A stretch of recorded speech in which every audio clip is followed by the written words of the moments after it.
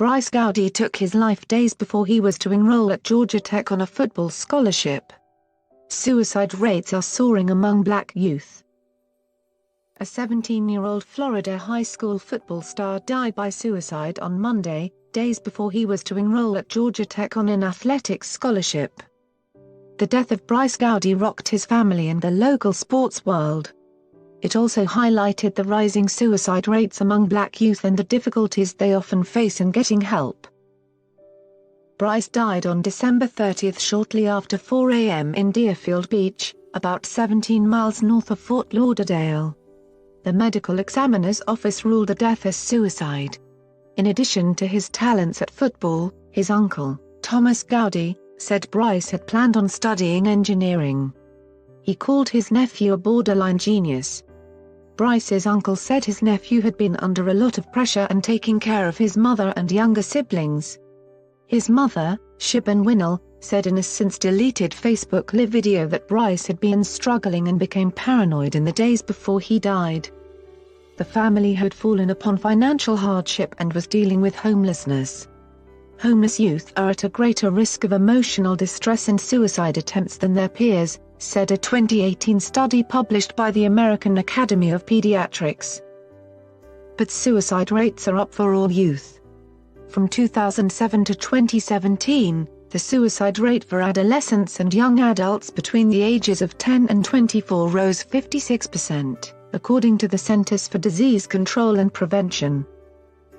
Among black youth in particular, the rates of those taking their own lives are soaring. Urgent call to action. In a study last year, the Journal of Community Health found that suicide rates are disproportionately higher among black adolescents. From 2001 to 2017, the rate for black teen boys rose 60%, according to the study. Among black teen girls, rates nearly tripled, rising by an astounding 182%. The Congressional Black Caucus in a report last month, Ring the Alarm, The Crisis of Black Youth Suicide in America, found that African American adolescents are less likely than any other racial or ethnic group to receive proper mental health care. An urgent call to action for all Americans is needed, said the report, done by a task force for the caucus. Alfie Brillen-Noble, a member of the task force and a mental health expert, said the stigma around mental illness is one problem facing black youth. Another is that schools and other institutions often classify black children as having behavior disorders rather than suffering from emotional problems. For black children, when they do have mental health issues, they're not treated for depression, anxiety, or even trauma. They're treated for oppositional defiant disorder and conduct disorder, Brillen-Noble told NBC News. If you're in poverty, you have so many competing demands that it's hard to get to a place where you can sit down and say, "Ok, I know I need help, where am I going?" She explained. Another barrier could be cultural.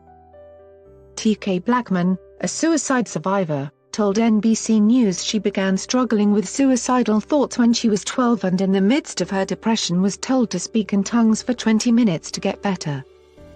"A lot of times in the black community we think we can just pray everything away," she said. "We tend to look at mental health as a sign of weakness."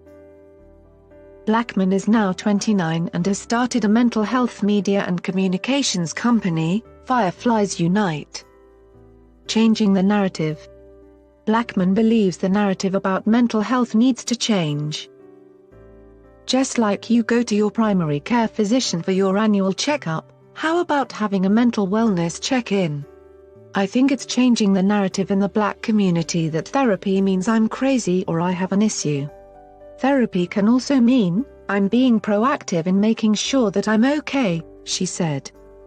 Jeffrey Gardere, a psychologist and course director at the Touro College of Osteopathic Medicine in Harlem, New York, said educating children and teens in schools can help sensitize them earlier on to the importance of mental health.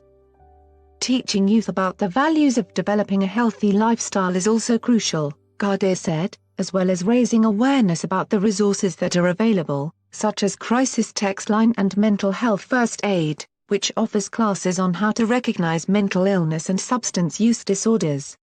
Just talking about mental health helps, said Jennifer Snow, Director of Public Policy for the National Alliance on Mental Illness. The more people are talking about it, the more it's normalized as just another health condition that you need to deal with, she said. We know treatment works. People can live healthy, fulfilling lives, but when they are not able to access treatment, disaster can happen. Being poor makes it even harder to get the mental health care needed, said Brillen Noble, who launched a research non-profit, the Oakama Project.